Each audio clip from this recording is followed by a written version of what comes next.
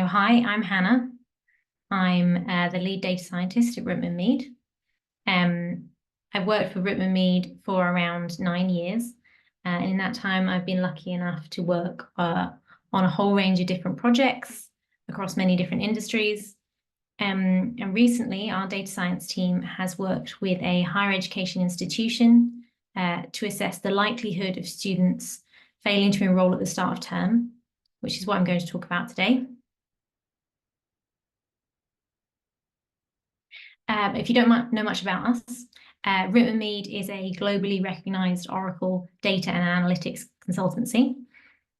We specialize in data platform modernization, AI business optimization, Oracle software as a service analytics, and our services cover every aspect of a project journey, from strategic or advisory to implementation or migration, release management, adoption, and then ongoing support. And we also have a dedicated data science team. And within that space, we offer a range of training courses and data science and AI services, including a data science enablement service to help businesses get started using machine learning, development services to help businesses which are more focused on like implementation and deployment of machine learning models, advisory services for model assessment and maintenance checks and maintaining model freshness. And we also have generative AI services, including RAG implementation. So we're a UK-based company, but we work with clients all over the world. Our clients include universities, government agencies, telco providers, financial service providers, and others who want to make the most of the potential that their data holds. We've been an Oracle partner for over 12 years, and we're also one of only 2 Oracle-approved Boost Your Cloud partners in Europe. Predominantly, our clients have a significant investment in Oracle infrastructure and technology, but many are using a mix of products and cloud vendors, including open source software. We also try to share our years of experience through our world-renowned blog, which covers a whole range of topics, including AI and data science, and data science using Oracle tools.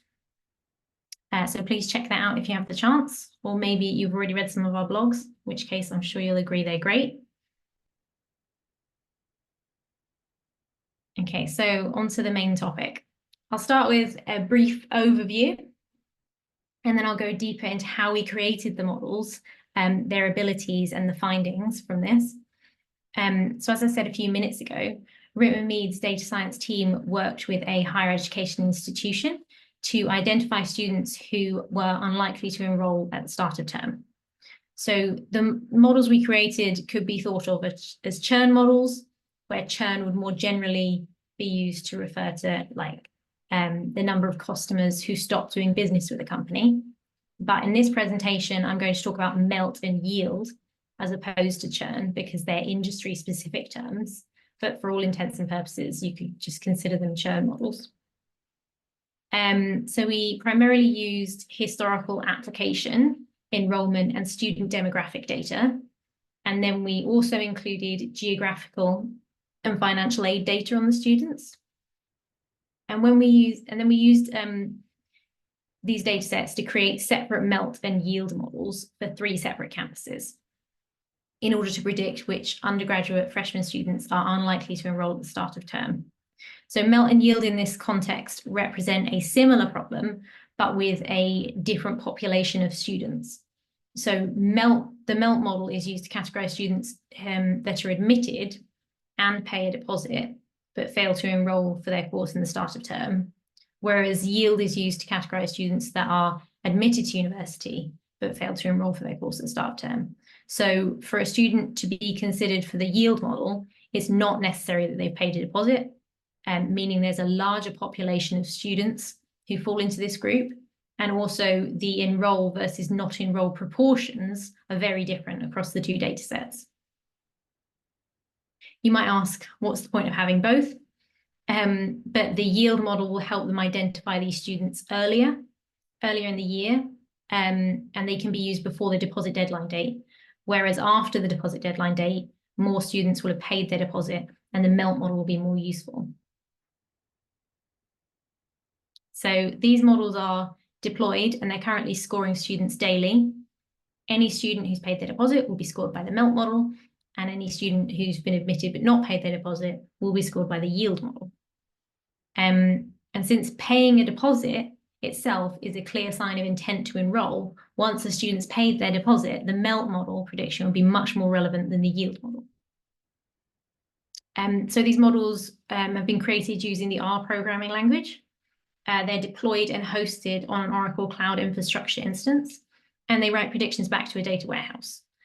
We've then created some analytics in Oracle Data Visualizer on top of this to visualize these and keep track of these predictions over time and enable the admissions office to look at the predictions at the student level. And as a result of this project and these models, by identifying the students that are unlikely to enroll, the university can offer targeted support for these students, with the aim of increasing their enrollment rates. So what is machine learning and how does it fit in with this AI we're all talking so much about now? So artificial intelligence is more of a blanket term to describe systems that can perform tasks that would normally require human-like intelligence. Machine learning is a type of artificial intelligence that allows software applications to become more accurate at predicting outcomes without being explicitly programmed to do so. And to do this, machine learning algorithms used historical data as an input to learn from, which enables them to predict new output values. So machine learning as a tool can be used to uncover patterns, relationships, and trends within large and complex data sets, obviously with the aim that these can be used to inform business decisions or policy making, for example. But there are other things required to ensure that reasonable insights are gained while using machine learning. We need to bring business domain knowledge and understanding and apply that with the tools for them to produce useful results. And we also need to ensure that we're not overestimating the capabilities of our model or introducing any bias into our training data set. And machine learning models are often categorized as supervised or unsupervised. In supervised machine learning, we know what's happened in the historic data, and we can tell the model what outcome we're aiming for or what we want to predict. And we call this having labeled data. Whereas unsupervised machine learning algorithms are trained on unlabeled data, meaning the algorithm scans through the data sets, looking for any meaningful connection, for example, clusters or groups of similar data points. But in the case of both MELT and yield models, we wish to predict an enroll or a not enroll outcome or class. And since there are two options, essentially a yes or a no, we're therefore performing binary classification. And this is different to clustering since we are training the model on historic labeled data. And by that, I mean, we know what's happened. We can tell the models which students actually enrolled or did not enroll. As I'm sure you'll expect, there are many steps behind building and deploying these models. So I'm going to cover the process we followed and what each part consists of. So this methodology is essentially the same as any machine learning lifecycle, but for now, I'll just skip the problem definition and data collection steps, since the problem is identifying which undergraduate freshman students will not enroll. And the data, as I mentioned, was application enrollment, student demographic data, geographical and financial aid data. I should say this data did contain sensitive personal information, and some data was obfuscated. And all the work was carried out on the university's own systems and in line with their governance and security policies. So that takes us to data preparation. So I find I spend more time on this step than the remainder combined and often have to circle back. It's common to spend like 80% of the time on this single step, but include many different tasks, such as data exploration, cleaning, and feature engineering. At the start of every machine learning project, the raw data will inevitably be messy and unsuitable for training a model. even clean database data is not necessarily suitable for modeling. There'll be different cleaning and data preparation steps required before you can do that. The overall goal of this stage is to ensure the integrity of the information being used to build the predictive model. And as such, it's one of the most important stages. Even the best model can only extract good information if it's fed high quality data.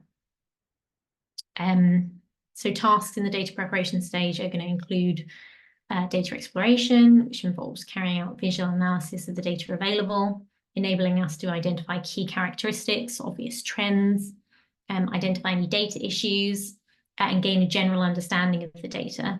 And then data cleaning will cover activities such as merging sources, removing duplicates, standardizing formatting, removing irrelevant content, checking the completeness of the data, and handling any missing values. And feature engineering is the process of creating and identifying useful predictors within the dataset. And this may involve manipulations to the columns of the data, such as breaking up attributes into multiple features. So it can be easier for a model to see patterns in. So for example, decomposing dates or timestamp values into a variety of constituent parts. It could include enriching the data with additional features, although it's important not to add irrelevant data, which would just add noise to your data set. Other feature transformations could include aggregating or combining attributes to create new features, like averages, sums, and ratios. And then categorical features can be combined or split up, whatever's sensible to do. And numeric features may need to be normalized or rescaled. So for the melt and yield models, we used a range of historic data from a number of different sources, covering 6 years of admit terms. So as you can imagine, this is quite a substantial step in the process. And once we've cleaned and tidied the data, we move on to carrying out modeling. There will likely be a few options of statistical methods to apply, and it's usually worth testing multiple and choosing the best performing. So for melt and yield models, we tried several different binary classification modeling techniques and algorithms. We also attempted using sampling techniques to mitigate some of the issues associated with having a class imbalance data set. So a class imbalance is when you have many more cases of one intended output than another. So in the case of MELT, there are many more students who enroll than actually MELT or don't enroll.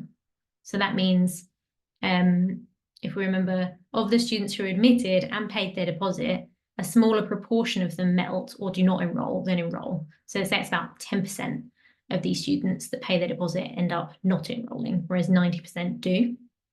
So that's not a severe class imbalance where you'd have like 1% representing the minority class, but it's still moderately class imbalanced. It's not a 50-50 split. And then for the yield model, where more students do not enroll than enroll, so this population is every admitted student, and doesn't require them to have paid their deposit. So it's a much larger set of students who fail to fall into this category. And the class imbalance is the opposite way, where fewer students end up enrolling than not enrolling. So as well as sampling techniques, we also try to weight our training data by year with the assumption that current and future years will be more similar to the most recent year in the training data set.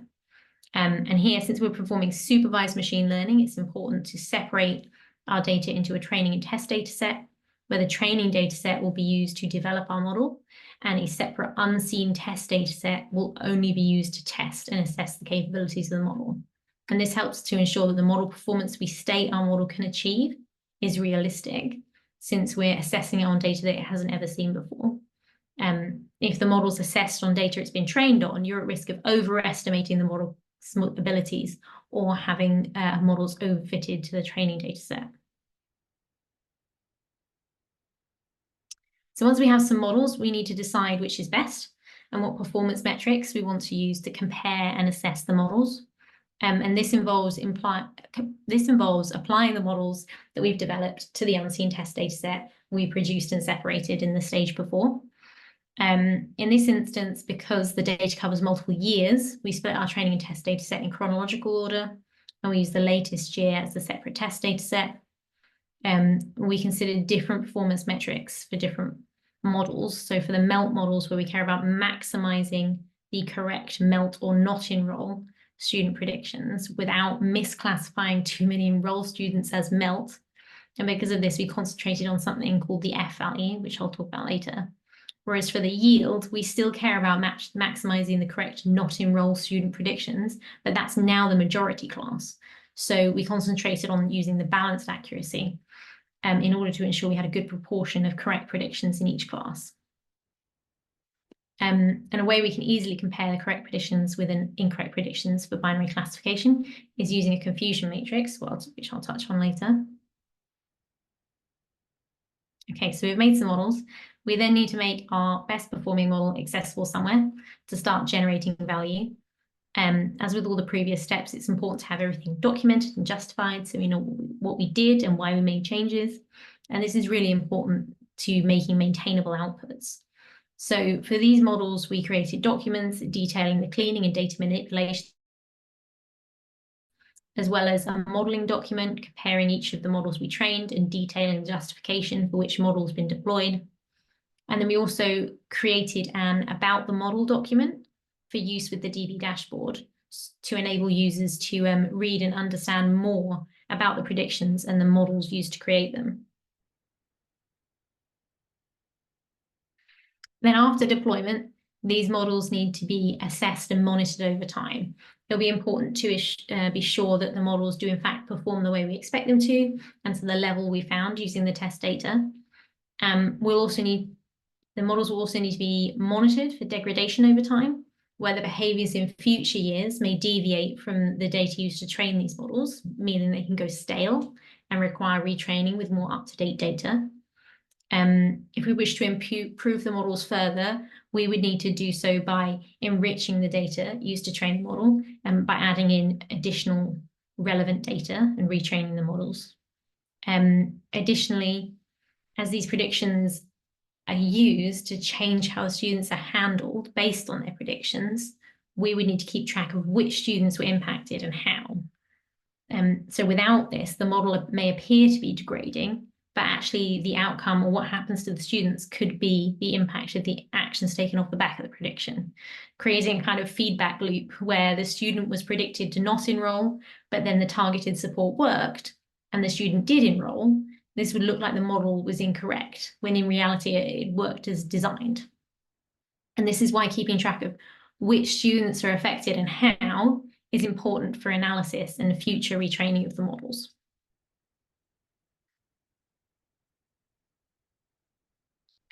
So while completing this project, during the data cleaning and preparation steps, we faced some data challenges. One of which being that the data we used had primarily been collected and stored to meet the requirements of the business processes, which means that there were some cases where the data was overwritten throughout the application process or the enrollment process. And obviously, this university needs to ensure that the data associated with each student remains accurate and up to date. However, for the models, what we require is more like a snapshot in time that represents the data that would have been available prior to enrollment. And this means in its standard format, the data contained information that we would not know at that point in time, or had overwritten information that may have been a valuable predictor. One such example of this was financial aid data. In order to train the models, we need to know what was actually offered to the student, or what the financial aid data looked like at the point the student received the offer. Where some campuses overwrote the amount of aid if students failed to enroll, so they could keep track of the aid actually given to students. And this meant there was a fair amount of time collating and exploring and checking the data we used in these models. We also noticed that some data fields changed their meanings over time, or even the values over time. Such as the options for categorical names in a field. As an example on the graph here, the last term or bar on the first facet is almost doubled in size compared to the previous years. And that was due to a process change. In addition, the same data fields appear to be recorded and stored differently between each of the campuses. So the data and business processes were changing at different times. and considerations into handling these were different for each campus. And this is one of the reasons why we developed separate models for each campus and not just one MELT model and one yield model across all the campuses. I should mention that although this was completed separately per campus, there was a large crossover in the majority of the fields. And so once the data cleaning and preparation was completed for one campus, we could reuse the majority of the code, but we need to consider and adapt specific fields due to these differences. I'll briefly touch on some model performance metrics so you understand what some of the terms I might use in the next slides mean. So the table on the left is a confusion matrix. It's a way of comparing the predicted outcomes with the actual outcomes, and it lets us understand the ways in which the model gets its predictions correct or incorrect. So the accuracy, you can all guess, is your correct predictions over the total number of observations in your test data set. However, with a class imbalance data set, a model trained on accuracy alone might just ignore the minority class in order to achieve a reasonable accuracy. So for example, MELT across the campus is around 10%, which means our test data set would have similar proportions, and we could create a model which was 90% accurate by just predicting no one ever melts. Now that wouldn't be very useful, hence why we've used different performance metrics to assess the models, such as the balanced accuracy, the F value, the sensitivity, and the specificity. So the sensitivity is the ability to correctly predict the positive class. So for MELT, that is what proportion of MELT cases did we correctly predict. The specificity is the ability to correctly identify the negative class. So again, for MELT, that is the proportion of enroll cases which we correctly predicted. And then the balanced accuracy is just the average of the sensitivity and specificity. So an average accuracy from both the minority and the majority class. And the F value, which is similar to the balanced accuracy in that it is a way to quantify the performance of a model where the data is class imbalanced and obtain a model which cares about both classes. However, the F value does not care about the true negatives. Therefore, it's not concerned with about how many of the majority class you correctly predict. So for MELT, it doesn't care about the correctly predicted enrolls. It only considers the correctly predicted MELTs and the incorrect predictions for both classes. So as I mentioned before, we tried several models per campus for MELT and yield models. And this is a visual representation of how these models performed using a single campus as an example. This specific example is a yield model. So the x-axis is specificity and the proportion of correctly predicted not enroll instances, and the y-axis is sensitivity, so the proportion of correctly predicted enroll instances. So we therefore chose the model which is closest to the top right-hand corner of the graph, and that's going to represent the best balanced accuracy in this case, which is the pink one. And it was a GLMNet model trained on ROC and weighted with smoke sample data. So this is a generalized linear model, uses something called ElasticNet to reduce the complexity and avoid overfitting. And this model was trained on smoke sample data, which is a way of data sampling when you have a class imbalanced data set by creating synthetic examples of the smaller category in order to help train the model. And then the training data was also weighted by year. So the most recent years was given a higher weighting than the earlier years of training data.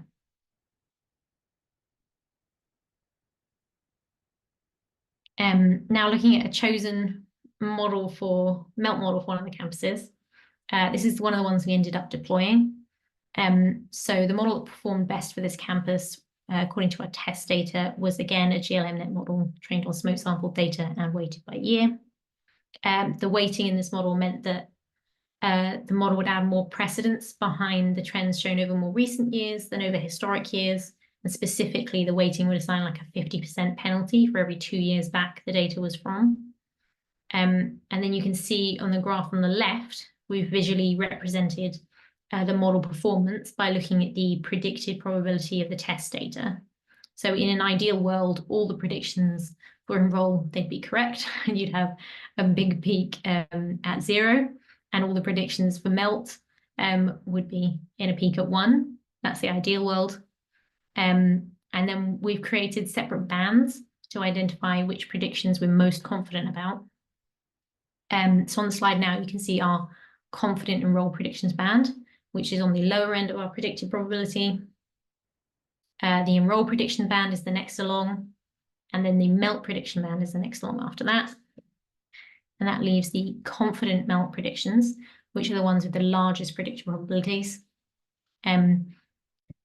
We can see there's a clearly defined peak at each end of the predicted probability distribution, which shows our model can identify some meaningful differences between the students who melt or enroll. However, there's still a fair amount of students within these middle bands that the model's fairly unsure of. Now, this means that within our training data set provided, the models can't differentiate between melt and enroll for these students. And there will always be a proportion of students whose melt is not related to any other features in the data set.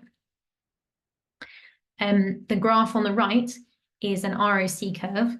The ROC curve summarizes the performance of the model with increasing area under the curve, indicating a better performing model. So it's generated by plotting the true positive rate against the false positive rate. And the area under the ROC curve is a measure of the probability that a randomly chosen event will be correctly predicted. So the diagonal line represents a kind of random guess, and a perfect predictive model would therefore hug the left and top side of the graph. So from this, we can see our predictions are better than a random guess, which is always good. So using the ROC, or more specifically the largest absolute area under the ROC curve to train the model, allows our model to learn without using accuracy, which, as we've already touched on, can be misleading with a class and balance data set.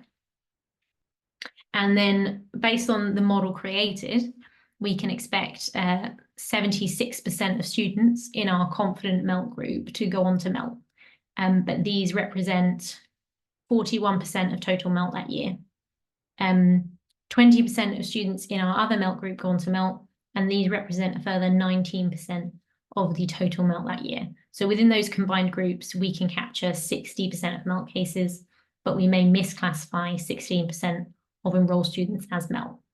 But this also means we can correctly predict 84% of enrolled students within the enroll and confident enroll bands, where enroll is the majority class in this instance. So for each of these models, we also looked at the most influential predictors, and these are what the model has learned to use from the training data. And because of correlation not equaling causation, we're not saying any of these features cause melt, just that they're related. So to help with the understanding of predictions, we include a page about the top 10 predictors in our DV dashboard, which I'll show you in a minute.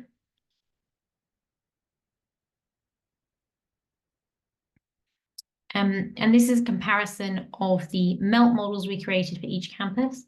The table on the left shows the proportion of students we get correct according to the confidence bands we created for each model.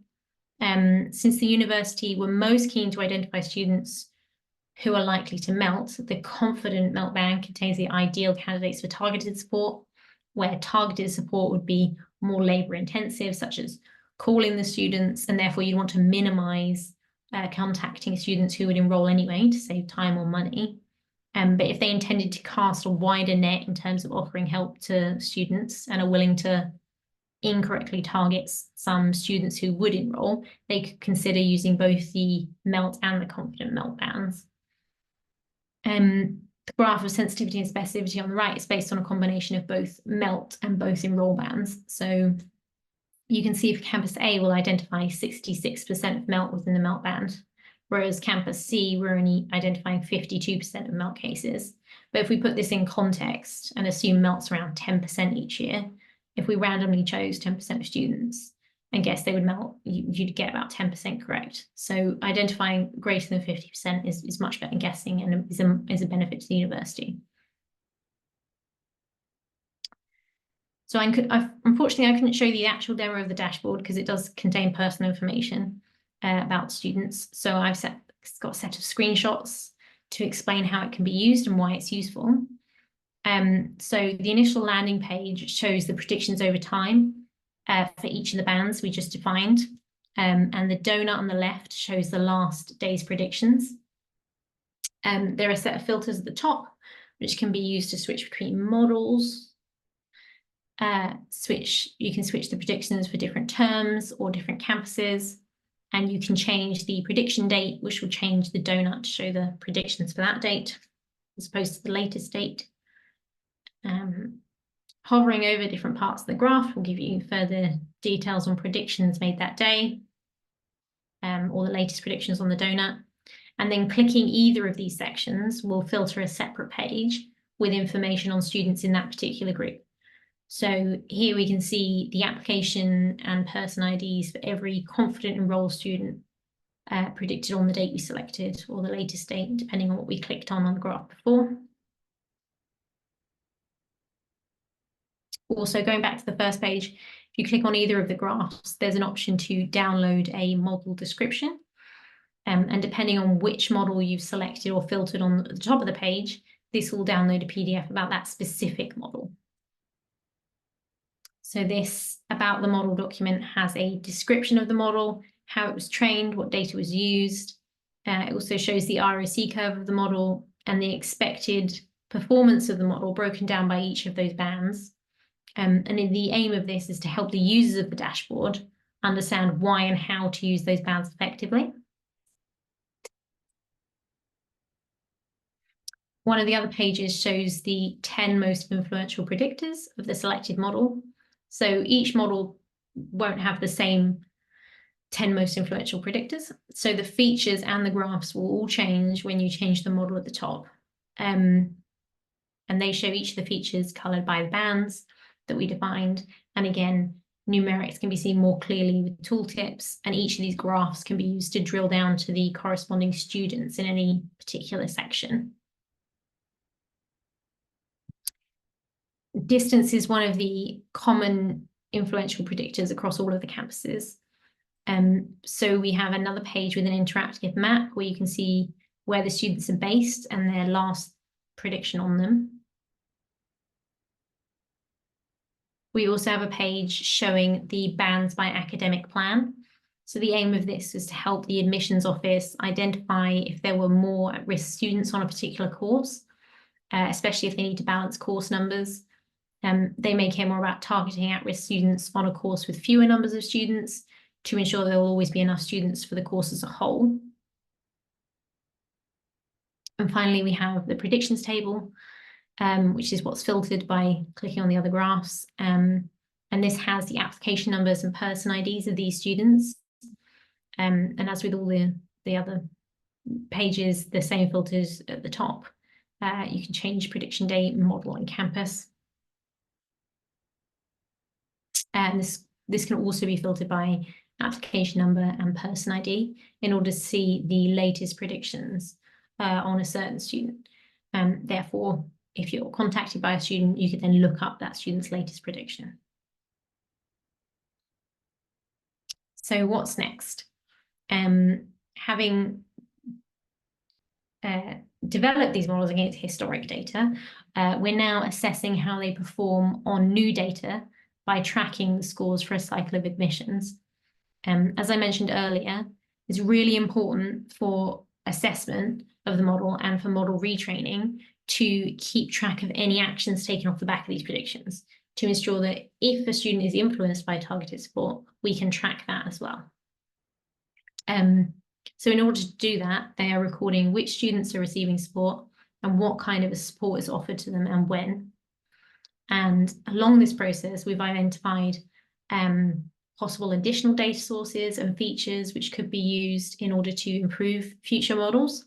So the sourcing and addition of these new features is a possibility for another iteration. There's the possibility of integrating the predictions with their CRM system, and then the possibility of setting up automatic retraining for future years to ensure the model has the most up-to-date data and doesn't go stale. No, thank you so much for listening to me. Please let me know if you have any questions.